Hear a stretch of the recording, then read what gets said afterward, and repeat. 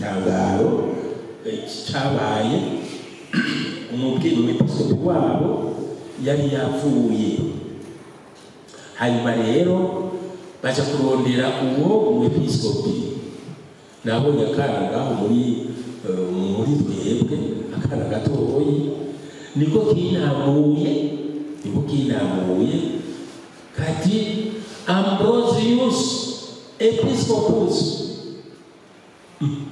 Akana kabibiyonandi kabiseruye gute kavuga Ambrosius Episcopus. Erega niho bose bamuhamagara bati ngo wumve ibiko biravuga. Ako kana kari kinira Ambrosius Episcopus, Ambrose Episcopi wacu. Uko niko Ambrose yatowe ngo abe umwepiskopi. Ariko jewe uko natowe ndazi kuba muri mwebwe hariho batandukanye bane boba barabajije bati mbega wa mukristo twebwe twozana kandi guturugura umwepiskopi uyu wewe wabishima kandi ntuvuge gusa byandiki ndazi ko hari abanditse bati papa rero yafatiye kuri izo nyandiko zabo ba Kristo baragira nko kwijana abakristo babajije icyo gihe. Ariko icyo gihe cyo nimwumve ingene ako kana ariko kahaye icyumviro umwepiskopi w'i Roma ngo agene Ambrose wo mukristo ngo abe umwepiskopi. Niho rero uyu mwepiskopi yakira Augustino azarondera ukumenya Imana.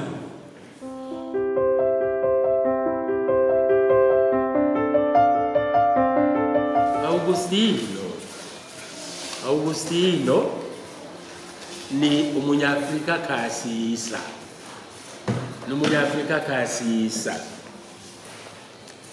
Umunyafrika kasisa ko nyene yavukiye muri Afrika itariki 13 z'ukwezi kwa 11 mu majana 354.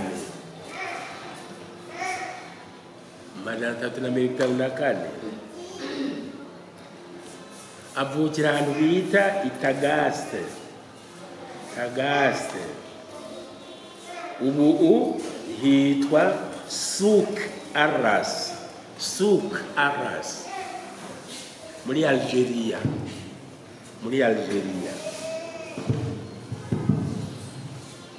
Hanyuma Augustino rero n'umunyafrika kasisa yavutse mu rugo rw'umushingantahe Patricius n'umupfasoni Monica. Abo nibo bavyeyi biwe. Aravukana n'uwundi muhungu yitwa Navigius.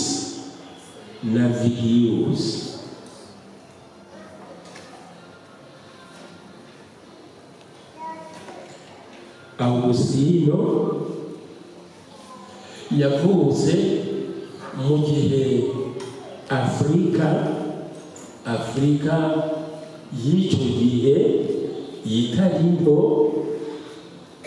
yari mu minwe y'ubutware bw'abanyaroma, Empire Romain. izosenyuka vuba mu majana ya 50. Abanyaroma bazonanirwa ibihugu bahora batwara bibiganze ko bihave bitangwe kwikukira. Muri ibyo bihugu harimo Ububiligi, Ubufaransa, Ubutaliyano, eka ntiworaba ibihugu by'icyo gihe byose, Ubudagi bw'icyo gihe, naho icyo gihe utita Ubudagi nangwa n'Ubudagi bwarimo, Ubusuwisi bwarimo, Abanyaroma bashikana ikirenge cyabo cy'ubukuru bwabo hariya i Londres icyo gihe, bashikana ubutware bwabo hariya i Londres. Baguma rero bagenda batwara ibihugu, kenshi barifadikije ekleziya muri ibyo bijana isangiye n'ekleziya. Ugasanga rero aho ekleziya ishitse nabo baciye batonda bakaboneraho kuganza mu bantu. Niho rero Augustino yahava nawe akaba muri abo bantu batwarwa n'Abanyaroma. Ikibitumenyesha ni uko yize ururimi rwabo, yarize ururimi rwabo Ikilatini, arakinonosora, arakivuga nk'uwavukiye i Roma nk'umunyaroma, arakivuga, mbere yiga ubuhinga bwo kunonosora ijambo, bwo gushikana ijambo muri urwo rurimi, aribyo bita retorike.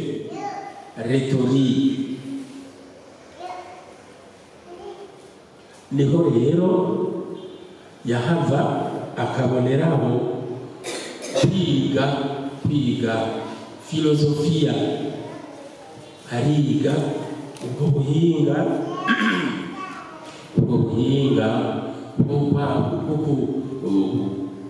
bwo kunonosora icyiyumviro cya muntu, ukamenya iyo kiva, ukabona iyo gishobora kuja, nuko hanyuma aragereka ko teolojiya, uko kunonosora ibiraba Imana, teolojiya arayiga nyene kandi arayishitsa kure. Niho rero yaheza akaba koko incabwenge ikomeye y'icyo gihe. Niho ababyeyi biwe bamaze kubona ko ari akana gakerebutse, bahejeje bakakajana i Carthage, wari umuji utari muto w'icyo gihe, aho nyine amashuri y'Abanyaroma yari amaze gutera imbere. Urugo yavukiyemo rwari urugo rukristo ku ruhande rwa nyina wiwe, ariko se wiwe yaravuye igihe kirekire atarabatizwa. Twavuga ko yari umushenzi, ntiyarababaye ibyo bintu byo kwemera, ariko buhoro we uwo mufasoni wiwe arakamwinjizamo, aramwereka ingene kwemera gushobora kumugira mwiza gusumba, ingene kwemera gushobora kumubohora, ingene kwemera gushobora kumuhurikira. Niho rero uwo mwana wabo Augustino yaheza akaja kwiga muri icyo gisagara cya Carthage. Nababwiye ko yahize ibiraba mu kunonosora ijambo, ukarivuga ukaribwira abari aho mu buryo bagenda baryumvise neza. Bizomufasha kuko niho azoheza akavoma ubuhinga bwo kwigisha ijambo ry'Imana. Ntazoheza akavoma ingene yobwira zina muntu wese, akana gatoyi, umuntu ari w'umuyabaga cyangwa umuntu akuze yashyize mu bigero, akamubwira ijambo kandi akarimwumvisha. Ariko rero Augustino yaraciye mu ngorane dusanga ku misore n'inkumi.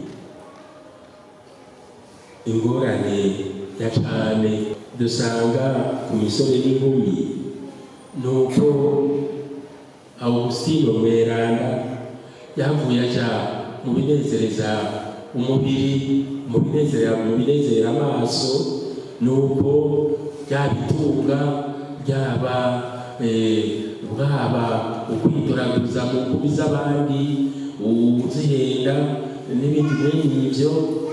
Hanyuma aratebaragwa mu mutego gushika naho mbere ashobora no kubyara umwana bahavuye bamuzanira umwana yitwa Adeodato, yabatijwe ku izina rya Adeodato, mbere abatizwa hamwe na se hari Milano.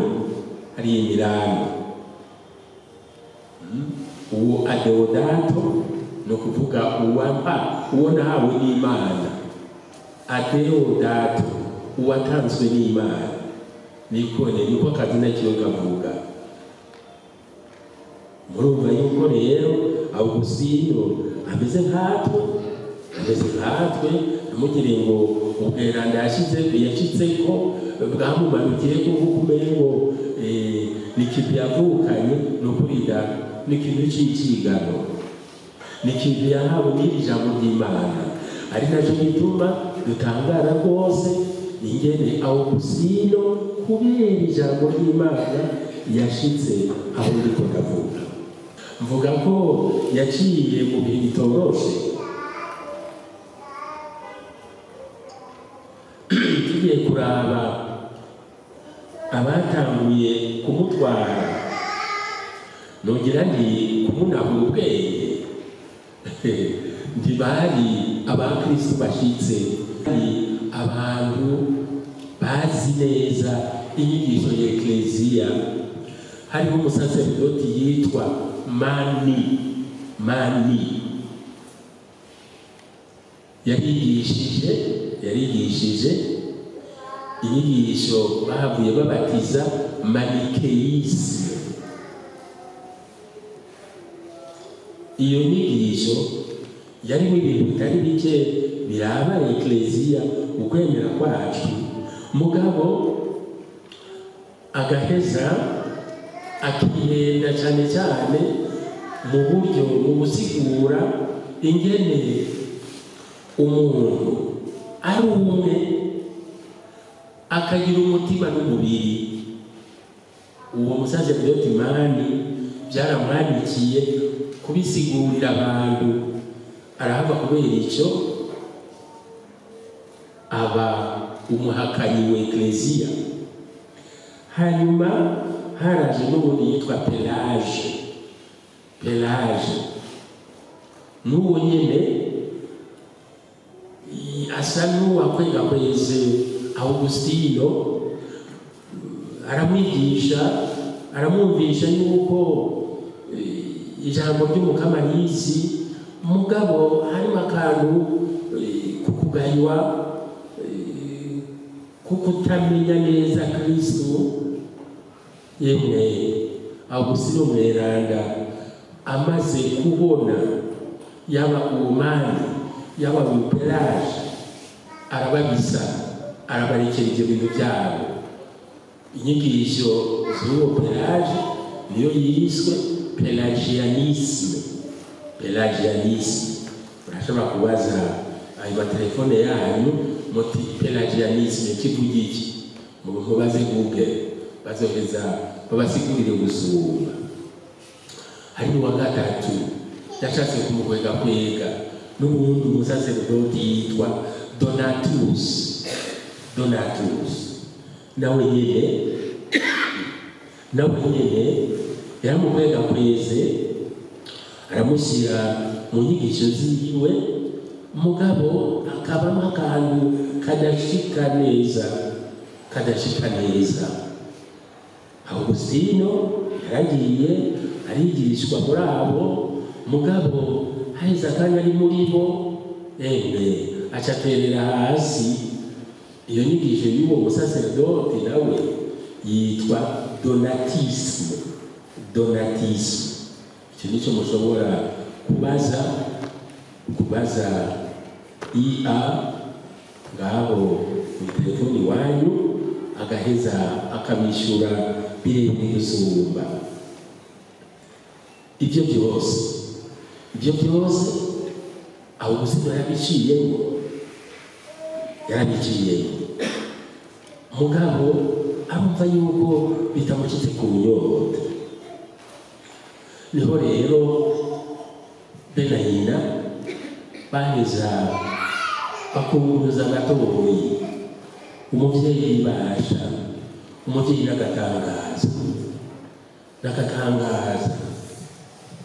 n'agatangaza naho turukugirira ibyo Monika yagiriye Agustino umuvyeyi n'intabonwa umuvyeyi n'itunga ry'agatangaza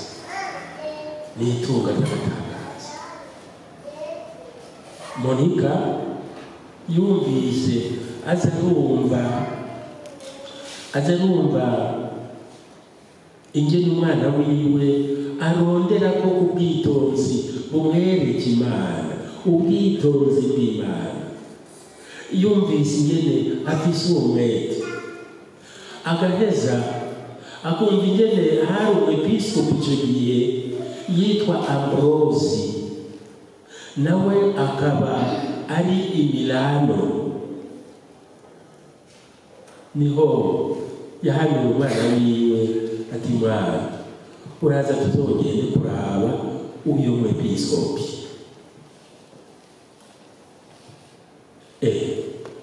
kuva ngaho i Carthage cyane kuva i Tagasi ntimugire ngo ni urugendo rw'iminsi 3 n'imiburi kugira ngo icyo gihe ujabuke Mediterane ushike ku gasi ka mbere k'Ubutaliyano nka Sicile ni ukuri data ni nk'amezi 2 uri muri ayo mazi ugenda ugira uti isi Imana yontabara ngashika baratoye urugendo barahafata bashyitse rero i Milano kuko baraja kuramutsa Ambrosi umwepiskopi wa Milano. Ambrosi nawe yari umuntu akomeye mu Banyaroma. Ubwa mbere yashitse i Milano ari umutware mukuru w'intara itari nto y'Abanyaroma. Niwe bita le prêteur. Uwo muntu arahinduka yakira ukwegera ku ekleziya, barabona yuko akwakiranye umutima ugutegera wari ugukumbuye, kandi nawe akaguma akwigisha. Ambrosi Mweranda rero araheza umunsi w'izina aratorwa ngo abe umwungere w'iyo ekleziya yari ikikije ako gasagara ka Milano. Mbere igitangaro cyabaye umwepiskopi wabo yari yapfuye. Hanyuma rero baja kurondera uwo umwepiskopi, nabonye akana ngaho muri twebwe kana gatoyi niko kinamuye kati Ambrosius Episcopus akana kabibinani kabiseruye gute kavuga Ambrosius Episcopus erega niho bose bamuhamagara bati ngo wumve ibiko biravuga ako kana kari kimira Ambrosius Episcopus Ambrose Episcopi wacu uko niko Ambrose yatowe ngo abe umwepiskopi ariko jewe uko natowe ndazi kuba muri mwebwe hariho batatu canke bane boba barabajije bati mbega wa mukristo twebwe twozana kandi gutumbura umwepiskopi uyu wewe wabishima kandi ntuvuge gusa byandike ndazi ko hari abanditse bati papa rero yafatiye kuri izo nyandiko zabo ba Kristo baragira nko kwijana abakristo babajije icyo gihe ariko icyo gihe cyo nimwumve ingene ako kana ariko kahaye icyumviro umwepiskopi w'i Roma ngo agene Ambrose umukristo ngo abe umwepiskopi. Niho rero uyu mwepiskopi yakira Augustino azarondera ukumenya Imana, azarondera ukwemera, azamurondera ko bwa bwitonzi umuntu akenera kugira ngo ashobore gutunganirwa. La sagesse nenda fise ubwo bwitonzi mbega no mushikira gute. Niho rero Augustino yateba akaronka by'ukuri umuco ukwiye avuye kuri uyo mwepiskopi Ambrose Mweranda. Nawe yakiriye uko kwemera kose mu mwaka wa 386 mu mwaka wa 386 mu mwaka wakurikiye mu 87 niho yabatijwe abatizwa na Ambrose Mweranda ari umwepiskopi w'Imilano. Vyongeye acasabira ibatizimu wa mwana wiwe yakuye muri bwa bushirasoni bw'imisore n'inkumi bakiri bato. Uwo mwana amwita Adeodato, no kuvuga uwo niherewe n'Imana, ndamuhawe n'Imana. Adeodato mukandike gutyo Adeodato, hanyuma rero mushyiremo icyo ako kazina kavuga. Niho rero mu 88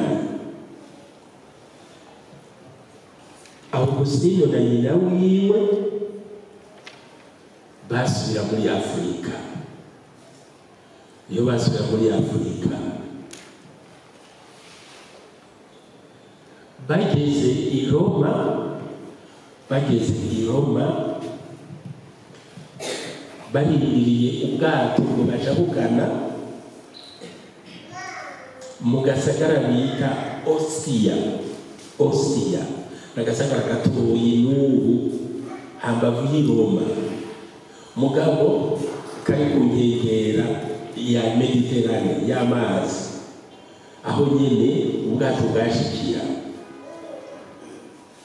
Bashitse i Roma, nyina wiwe Monica arapfa apfana gahimbare kenshi kuko nayo umwana wiwe yashoboye kuba umugezi pamfe wa Yesu. Monika Mweranda yarahimbawe cyane no kubona ingene Augustino Mweranda ashoboye kurengana bya birigishwa na Mani na Pelagie na Donatus, agaheza akakira ukwemera gushitse uhimbaye yigishijwe na Ambroise Mweranda. Augustino Mweranda aho niho yakuye ingufu zidasanzwe, umwete udasanzwe ukwama hafi y'ijambo ry'Imana, ukwama aryibazako, ukwama arizirikana, ugushaka kubimenyesha n'abandi kugira ngo nanone ashobore by'ukuri kubyinjiramo rwose. Icyo gihe ntibyari binanditswe mu ndimi abantu basanzwe bavuga, reka byari mu Kigreki, mu rurimi rw'Ikigreki, rikongera rikandikwa muri icyo gihe cya Augustino, rikongera rikandikwa mu Kilatini. Uwaryanditse mu Kilatini ni Yeronimo Mweranda, niwe yaduhinduriye, ariko yariduhinduriye arikura mu Kilatini no mu Kigreki no mu Gihebreyi arishira mu Kilatini. Augustino Mweranda yongera kandi yitaho rwose kumenya neza baba filozofe bo mu Greki, Plato baramwiga aramunonosora. Ariga kandi uwitwa Plotin,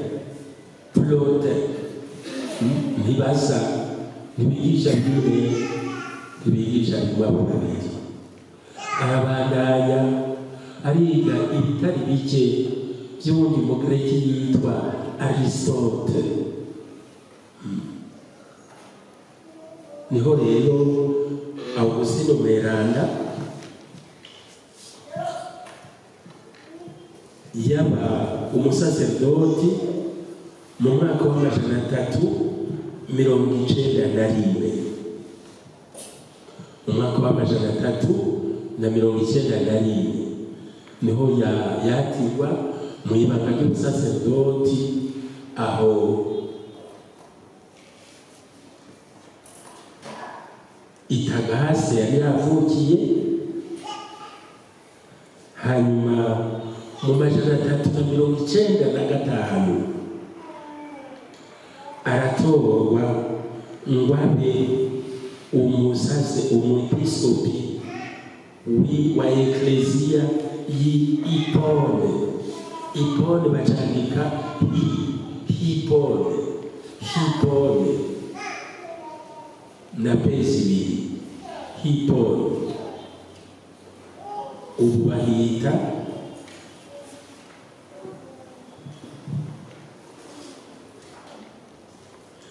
Ubu bahita Annaba, ako gasagara ka Hippone bakitwa Annaba.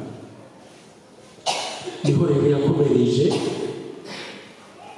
ubutumwa bwiwe bw'umwepiskopi bw'umwungere, kandi acashinga umuryango wiwe w'abihebeye Imana, abakristo barayike n'abamonaki baza baramufasha mu butumwa bwiwe. Aho nyene yarari gushika rero mu mwaka wa 430, umwaka wamubereye umwaka w'amakuba, kuko hari ababateye bavuye mu Butaliyano bw'epfo, baraza babatera abantu bitwa vandale, abantu bitwa vandale nibo babateye aho Ipone, baraheza batuma uwo Augustino yariko aranakura aca ahitanwa n'urupfu. Ubu rero niwe nababwiye yuko tugiye kumara n'utusi wa mushingantahe niwe yatubwiye ingene Augustino Mweranda yagenda aroha ijambo ry'Imana. Augustino Mweranda niwe yaguma ahanura ati mukristo ntutegere kugira ngo wemere, ntusirikane ijambo ry'Imana kugira ngo wemere. Akabandanya avuga ati niwemere kugira ngo uritegere ugusumba, niwemere kugira ngo uritegere ugusumba. Comprendre pour croire, croire pour comprendre. Tegera ijambo ry'Imana kugira ngo wemere, emera kugira ngo uritegere gusumba. Murumva yuko uwadutoreye umutwe wa ca kiyago n'ukuri yaritonze, turamushimiye. Mbega Augustino Mweranda yifashe gute imbere y'ijambo ry'Imana? Yifashe gute? Urumva ko maze kuronka akanyishu katari gato, ariko tuzobiraba. Nibwira ko tuzobishikira ejo,